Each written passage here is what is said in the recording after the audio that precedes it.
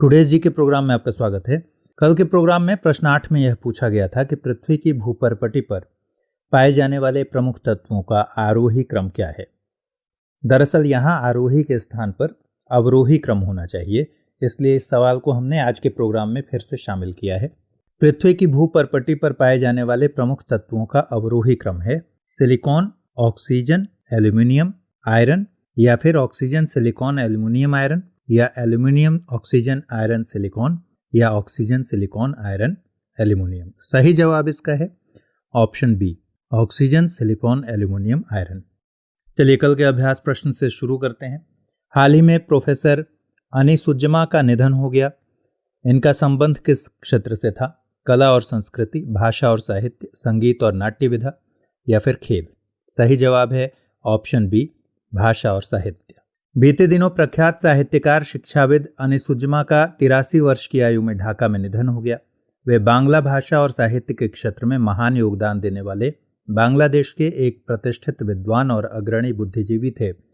वे मुक्ति संग्राम सेनानी थे जिन्होंने पाकिस्तान के खिलाफ भाषा आंदोलन में भी भागीदारी की थी। उनका जन्म 1937 में तत्कालीन कलकत्ता में हुआ था। उनका परिवार 1947 में तत्कालीन पूर्वी पाकिस्तान चला गया। उन्हें 2005 में मानद डी लीट से सम्मानित किया गया। उन्हें भारत सरकार ने 2014 में पद्म भूषण से सम्मानित किया था। उनके परिवार के सदस्यों ने सूचित किया कि उनकी मृत्यु के समय उन्हें कोरोना पॉजिटिव पाया गया था। अगला सवाल देखते हैं। कोविड-19 से मुक्त होने वाला यूरोपीय संघ का पहला देश कौन बना? रोमानिया, स्लोवेनिया, चेक गणराज्य, बेलारूस? सही जवाब है स्लोवेनिया।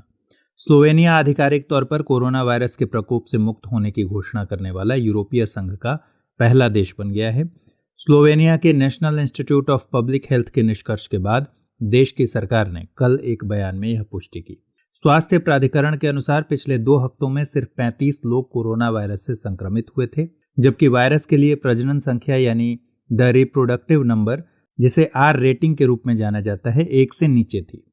1 से नीचे के आर का मतलब कि प्रत्येक संक्रमित व्यक्ति औसतन 1 से कम व्यक्ति को वायरस से संक्रमित करता है। इस तरह सही जवाब है ऑप्शन बी, स्लोवेनिया। दूसरा सवाल, किस संस्थान के वैज्ञानिकों ने हाल ही में injectable silk fibroin based hydrogel विकसित किया है? CSIR, IISc Bengaluru, IIT Delhi, JNCASR? सही जवाब है JNCASR। Jawaharlal Nehru centre for advanced scientific research के वैज्ञानिकों ने हाल ही में मधुमेह रोगियों में इंसुलिन इंजेक्ट करने के लिए एक इंजेक्टेबल सिल्क फाइब्रोइन आधारित हाइड्रोजेल विकसित किया है। भारत में डायबिटीज से जूझ रहे लोगों की संख्या 70 मिलियन से अधिक है। भारत डायबिटीज के रोगियों की संख्या के मामले में दुनिया भर में दूसरे स्थान पर है। Jawaharlal Nehru centre for advanced scientific research यानी JNCASR विज्ञान और प्रौद्योगिकी विभाग के तहत एक स्वायत्त अनुसंधान संस्थान है। तो इस तरह सही जवाब है ऑप्शन डी। हाल ही में enterprises resource planning ERP platform Samarth को राष्ट्रीय प्रौद्योगिकी संस्थान कुरुक्षेत्र में कार्यान्वित किया गया है। इस प्लेटफॉर्म का विकास किस मंत्रालय द्वारा किया गया? ऑप्शन हैं मानव संसाधन विकास मंत्रालय, पृथ्वी विज्ञान मंत्रालय, वित्त मंत्रालय, या फिर सूचना एवं प्रसारण मंत्रालय? सही जवाब है मानव संसाधन विकास मंत्रालय। हाल ही में एंटरप्राइजेज रिसोर्स प्लानिंग यानी ERP प्लेटफॉर्म समर्थ को राष्ट्रीय प्रौद्योगिकी संस्थान कुरुक्षेत्र में कार्यान्वित किया गया है। इस पहल का मकसद संस्थान की प्रक्रियाओं को स्वचालित करना है। मानव संसाधन विकास मंत्रालय ने सूचना एवं संचार प्रौद्योगिकी में राष्ट्रीय शिक्षा मिशन योजना, national mission of education in information and communication technology scheme NMEICT के तहत इस ई-गवर्नेंस प्लेटफॉर्म समर्थ का विकास किया है। इसका अहम मकसद सभी विश्वविद्यालयों एवं उच्च शैक्षणिक संस्थानों में छात्रों को गुणवत्तापूर्ण शिक्षा प्रदान करना है। समर्थ सभी विश्वविद्यालयों एवं उच्च शैक्षणिक संस्थानों को एक open standard open source architecture, सुरक्षित, मापनीय एवं विकासवादी प्रक्रिया स्वचालन यंत्र प्रदान करेगा। यह विश्वविद्यालय या उच्च शैक्षणिक संस्थानों में शिक्षकों, छात्रों एवं कर्मचारियों की आवश्यकताओं को पूरा करता है। इस तरह सही जवाब है ऑप्शन ए। अगला सवाल, उत्तर प्रदेश सरकार ने घड़ियालों की सुरक्षा के मद्देनजर उन्हें घाघरा नदी में छोड़ा है। घड़ियाल IUCN द्वारा जारी की जाने वाली रेड लिस्ट की किस कैटेगरी में आते हैं? इंडेंजर्ड, वल्नरेबल, क्रिटिकली इंडेंजर्ड, या फिर नियर थ्रेटेंड? सही जवाब है क्रिटिकली इंडेंजर्ड। हाल ही में उत्तर प्रदेश के बहराइच वन प्रभाग द्वारा घाघरा नदी में 40 घड़ियाल छोड़े गए। घाघरा उत्तर प्रदेश में घड़ियालों के लिए एक महत्वपूर्ण जलीय गलियारे के रूप में कार्य करती है। यह गंगा की एक सहायक नदी है जो इसके बाएं तट पर मिलती है। IUCN की रेड लिस्ट में घड़ियाल गंभीर रूप से संकटग्रस्त यानी क्रिटिकली इंडेंजर्ड लिस्ट में शामिल है। यह प्रजाति वन्य जीवन संरक्षण अधिनियम 1972 की अनुसूची 1 के तहत भी सूचीबद्ध है। भारत में घड़ियालों का एक बड़ा हिस्सा चंबल नदी में पाया जाता है। घाघरा नदी भारत की सबसे स्वच्छ नदियों में से एक है क्योंकि घड़ियाल स्वच्छ नदी के पानी का एक अच्छा संकेतक माना जाता है। तो इस तरह इस प्रश्न का सही जवाब है क्रिटिकली इंडेंजर्ड। अगला सवाल, हाल ही में विकसित जेड स्कैन विधि से मानव में होने वाले निम्न में से किस रोग की मॉनिटरिंग की जा सकेगी? पार्किंसन, मधुमेह, ब्लड प्रेशर या फिर कैंसर? सही जवाब है पार्किंसन। पार्किंसन रोग एक सामान्य न्यूरो डिजेनरेटिव बीमारी है जिसका कोई इलाज नहीं है। ऐसा माना जाता है कि अल्फा सिन्युक्लिन यानी ASYN नामक प्रोटीन का एकत्रीकरण इस रोग की विकृति में बड़ी भूमिका निभाता है। दुनिया के कई शोधकर्ता पार्किंसन रोग में न्यूरोनल कोशिकाओं की मौत और प्रोटीन के एकत्रीकरण के परिणामों का अध्ययन कर रहे हैं। हाल ही में IIT धनबाद और CSIR Indian institute of chemical biology Kolkata के वैज्ञानिकों ने मिलकर इस मुद्दे का हल खोजा है और जेड स्कैन विधि विकसित की है। यह विधि ASYN के एकत्रीकरण के शुरुआती और बाद के चरणों की निगरानी में मदद कर सकती है। तो इस तरह इस प्रश्न का सही जवाब है ऑप्शन ए पार्किंसन। अब अगला सवाल देखते हैं, नदियों से संबंधित निम्नलिखित कथनों में से कौन सा सही है? नदी जब अपनी युवा अवस्था में होती है तो V आकार की घाटियों जैसे गॉर्ज एवं कैनियन का निर्माण करती है। प्रौढ़ावस्था के दौरान नदियां व्यापक और विस्तृत हो जाती हैं जिससे विस्तृत बाढ़ के मैदान बनते हैं। डेल्टा, झीलें और दलदल जैसी अपर्दित स्थलाकृतियां नदी की वृद्धावस्था के दौरान बनती हैं या फिर उपर्युक्त सभी? सही जवाब है ऑप्शन डी उपर्युक्त सभी। नदियों के प्रवाह की अवस्था को भूगोलवेत्ताओं ने 3 भागों में बांटा है, युवावस्था, प्रौढ़ावस्था और वृद्धावस्था।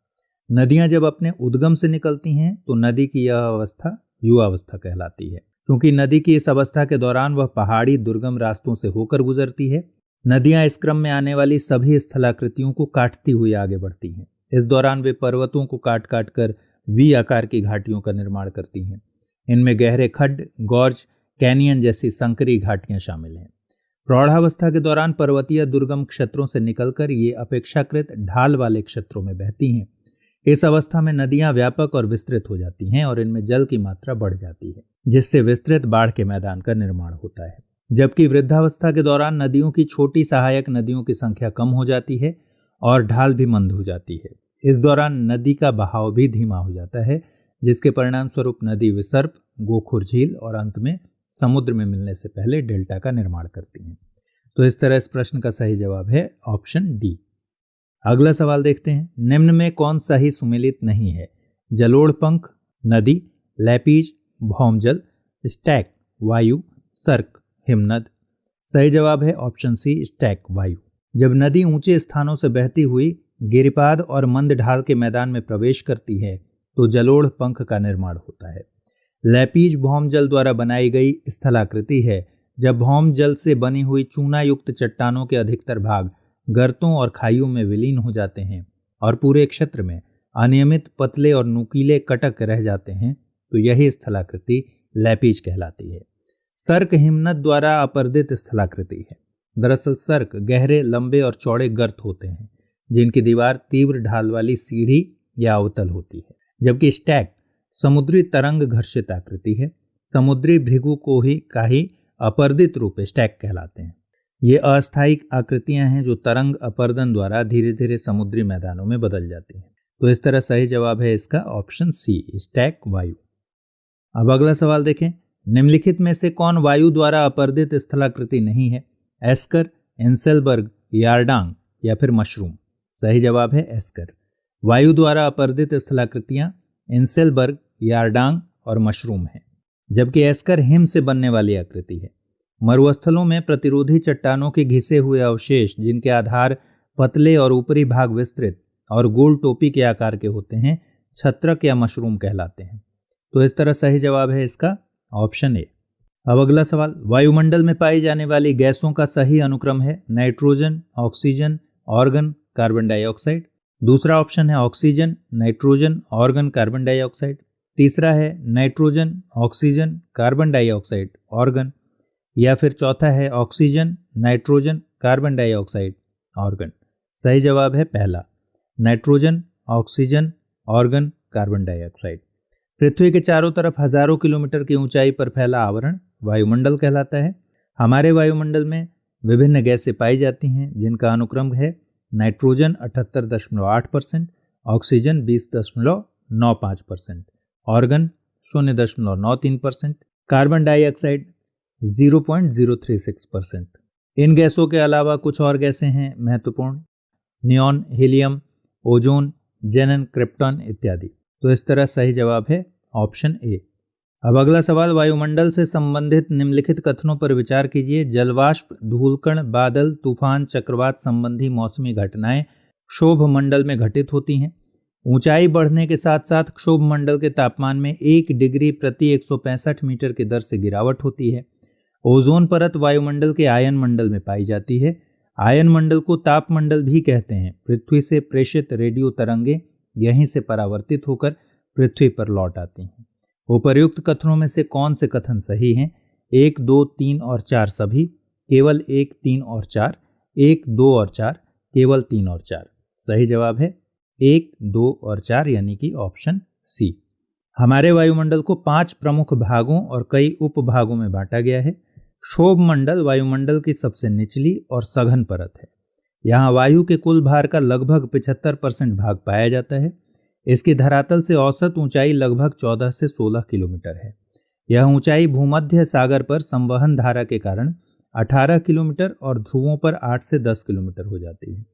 जलवाष्प, धूलकण, बादल, तूफान, चक्रवात संबंधी मौसमी घटनाएं यहीं पर घटित होती हैं। ऊंचाई के साथ साथ इस मंडल में तापमान में 1 डिग्री प्रति 165 मीटर की दर से गिरावट होती है। ओजोन परत आयन मंडल में नहीं बल्कि समताप मंडल में पाई जाती है। आपको बता दें कि आयन मंडल को ताप मंडल भी कहा जाता है। इसका विस्तार 80 से 400 किलोमीटर तक है। यहाँ तेजी से तापमान बढ़ता है जो ऊपरी सीमा पर 1000 डिग्री सी तक हो जाता है। पृथ्वी से प्रेषित रेडियो तरंगे यहीं से परावर्तित होकर पृथ्वी पर लौट आती हैं। तो इस तरह इस प्रश्न का सही जवाब है ऑप्शन सी। अब अभ्यास प्रश्न देखते हैं। केंद्रीय स्वास्थ्य मंत्री ने कोविड-19 की टेस्टिंग के लिए बनाई गई मशीन राष्ट्र को समर्पित की। इस मशीन का क्या नाम है? कोबास 500, कोबास 6800, कॉम्बैट कोविड 100 या फिर एलिशा 100।